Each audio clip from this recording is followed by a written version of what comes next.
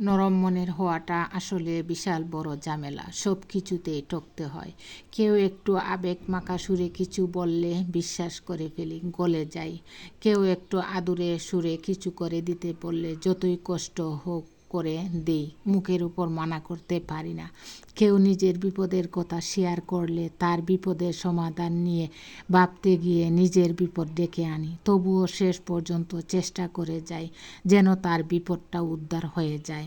আরও কত রকমভাবে যে নরম মনের হওয়ায় বিপাকে পড়েছি হিসেব নেই। সব শেষে এই নরম মনের হওয়ায় যেখানে সেখানে ব্যবহৃত হচ্ছি এবং প্রয়োজন শেষে অবহেলিত হয়েছি।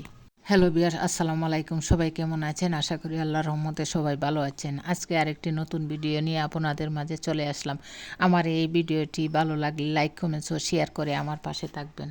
অর্ধেক জীবন পার করে বুঝলাম আমি কখনো মানুষ চিনতে পারিনি। যাদের জন্য নিজের জীবন উজাড় করে দিলাম তারা নিখুঁতভাবে বুঝিয়ে দিল আমি তাদের কেউ নই।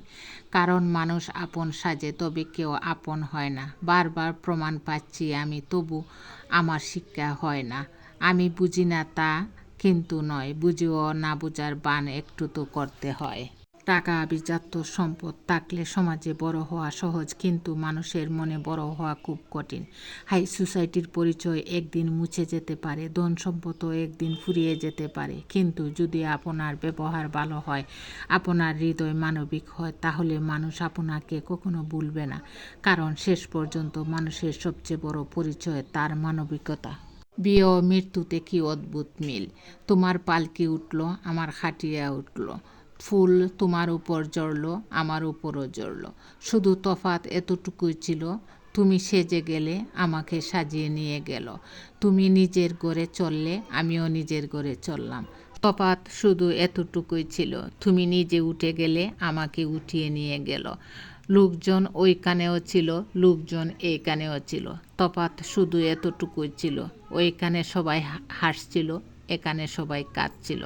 কাজী ওইখানে ছিল, মৌলবী এখানেও ছিল। দুটি আয়াত তোমার জন্য পড়লো, দুটি আয়াত আমার জন্য পড়লো। তোমার জন্য বিয়ে পড়লো, আমার জন্য জানাজা পড়লো। তফাৎ এতটুকুই ছিল, তোমাকে আপন করলো, আমাকে দাফন করলো। কিছু মানুষ আমাদের জীবনে আসে, সময় দেয়, কথা বলে, গুরুত্ব দেয়, ভালোবাসতে শেখায়ও। তারপর এক সময় নিজের ইচ্ছে মতো মাঝপথে হাতটা ছেড়ে চলে যায়। পিছনে রয়ে যায় শুধু অভ্যাস, তার সাথে কথা বলার, ধীরে ধীরে মায়ায় জড়িয়ে পড়ার সেই অনুভূতিগুলি। আর রয়ে যায় এক আকাশ ভরা শূন্যতা, যেটা না চাইতেও চোখের কোণে নীরব অশ্রু হয়ে ঝরে পড়ে। খালি হাতে এসেছিলাম, খালি হাতে যাব। ভাবিনি এই জীবনে এত কিছু পাবো। বন্ধু বলো, বান্ধবী বলো, কেউ আপন নয়। ক্ষণিকের মেলামেশায় সবই অভিনয়। ধন্যবাদ সবাইকে। আসসালামু আলাইকুম।